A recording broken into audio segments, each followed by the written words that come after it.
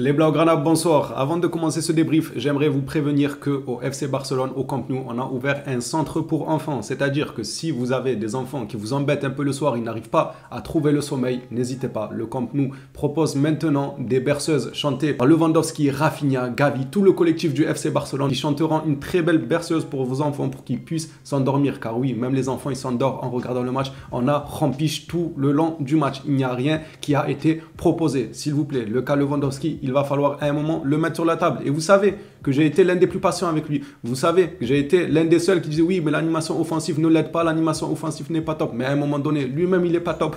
C'est à cause de lui que l'animation offensive n'est pas top. J'espère que de votre côté, vous allez bien malgré ce match sans calcium, sans envie, sans rebondissement, sans rien du tout. Il était neutre. C'était clairement un match fade. Il manquait tout. En gros, c'était un couscous sans légumes, sans viande et sans sauce. Voilà, c'était juste de la semoule. Ce match-là, il était nul. Il était nul. Mais on va mettre sur la table le dossier Lewandowski, s'il vous plaît. Pourquoi, durant toute sa carrière au Bayern, je n'ai pas vu un seul TikTok de lui?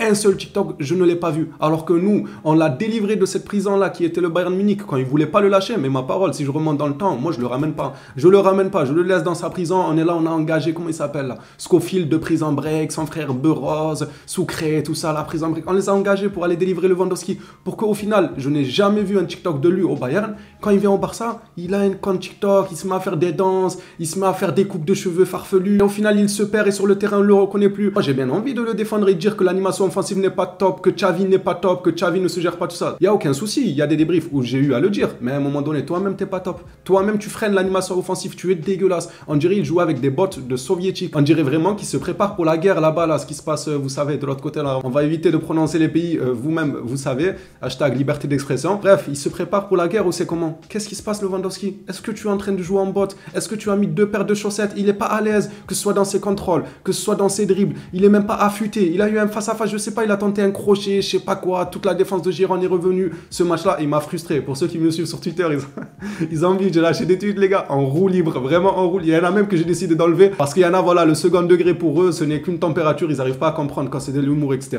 J'ai préféré même pas discuter. J'ai retiré ça, mais j'étais réellement frustré de ce match et de la saison entière maintenant, car toute la saison, on n'a rien proposé. En fait, on manque de régularité. On n'a pas été régulier. Toute la saison, si on devait retenir un match, allez, on peut les compter sur les doigts d'une main. Les matchs top de la part du Barça, il y en a eu 3, sincèrement. Est-ce qu'il y en a eu 3? De mémoire, je ne pourrais pas vous sortir 3 top matchs du FC Barcelone. On dira quoi? Le Bayern match aller? Ok, c'est super, ça remonte déjà à plusieurs mois. On dira quoi? Le match face au Real Madrid? Ok, ça remonte déjà à plusieurs mois aussi en finale. C'est tout, c'est tout. Est-ce qu'il y a un autre match où il était bon? Bon, il y en a, ils vont me dire certainement Bilbao, tout ça, mais il n'y en a pas énormément. On peut les compter sur les doigts d'une main. Et là où c'est dramatique, mais c'est quoi l'excuse déjà ce soir? Attendez, les excuses, man. C'est comme ça que je surnomme moi les gens qui me donnent tout le temps des excuses sur ce Barça-là catastrophique qui ne propose rien. Les excuses, man. S'il vous plaît, dites-moi quelle est l'excuse de ce soir. Ah oui, mais je suis bête, on avait des blessés. Ben oui, bien sûr, on avait des blessés. Ah, on jouait contre Girona.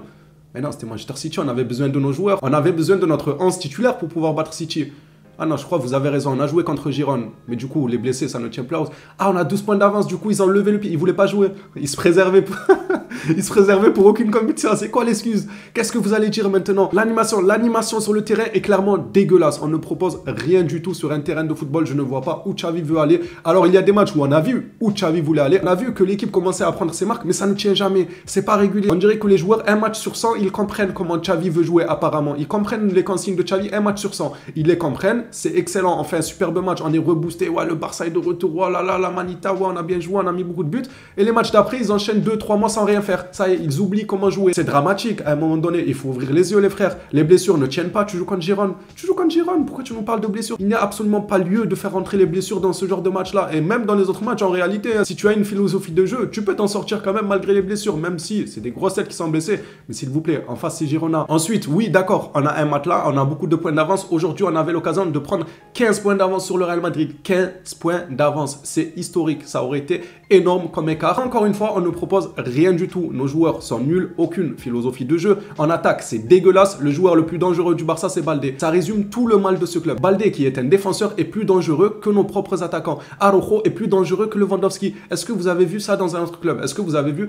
un défenseur central plus dangereux que le numéro 9? Moi, je n'ai pas vu ça. Je n'ai vu ça qu'au Barça. Et quand on essaye d'appuyer dessus, il y en a qui essaient d'atténuer ça en nous disant oui, mais non, mais on se préserve, faut pas jouer la Ligue des Champions, on préfère l'Europa League. Ah non, maintenant, faut pas jouer l'Europa League, on préfère le championnat. Arrêtez, arrêtez un un moment donné, ça tient pas la route. Heureusement que le ridicule ne tue pas. Franchement, si le ridicule il tue, le cimetière il serait rempli à cette heure-là. Vous allez me dire qu'ils se sentent préservés parce qu'on a beaucoup de points d'avance et tout, mais préservés pour aller où? Ah, pour être en forme pour leurs vacances. Comme ça, ils peuvent nager. Comme ça, ils pourront faire des sauts sur leur tête. Ils seront en forme pendant les week-ends, pendant les vacances. C'est ça?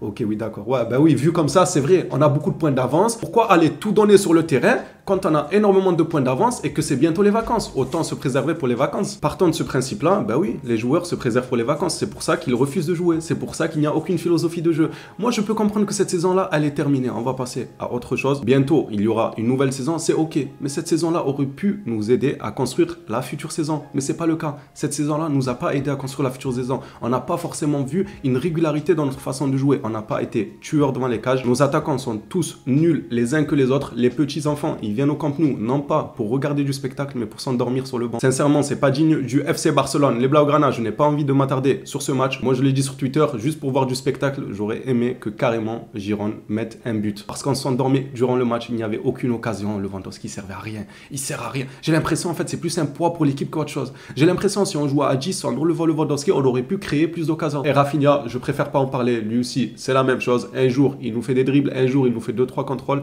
Et pendant 2 mois, on le revoit plus. Les phénomènes, c'est tout ce que j'avais à dire à chaud sur ce match. Désolé si j'ai oublié des détails. Comme vous le savez, quand on réagit à chaud, on oublie énormément de choses. Encore plus quand on est frustré, comme je le suis actuellement. Car voir cette façon de jouer là, moi, ça m'énerve. Ça m'énerve surtout pour la saison prochaine. Là, on va être champion. C'est super. On a eu 2 coupes nationales, tout ça. C'est pas non plus dégueulasse. Mais pour la saison prochaine, je me dis qu'on n'a rien préparé en fait. On n'a rien préparé. Normalement, la saison prochaine, on vient avec une philosophie de jeu qu'on aura travaillé la saison d'avant. Mais là, quelle philosophie on a travaillé? On va arriver en Ligue des Champions contre des gros, on va jouer comme contre Giron? Non, c'est pas sérieux. Le débrief touche à sa fin. Je vous laisse vous dans les commentaires me dire ce que vous en avez pensé. On se revoit à une prochaine vidéo sur le FC Barcelone. D'ici là, prenez soin de vous les phénomènes.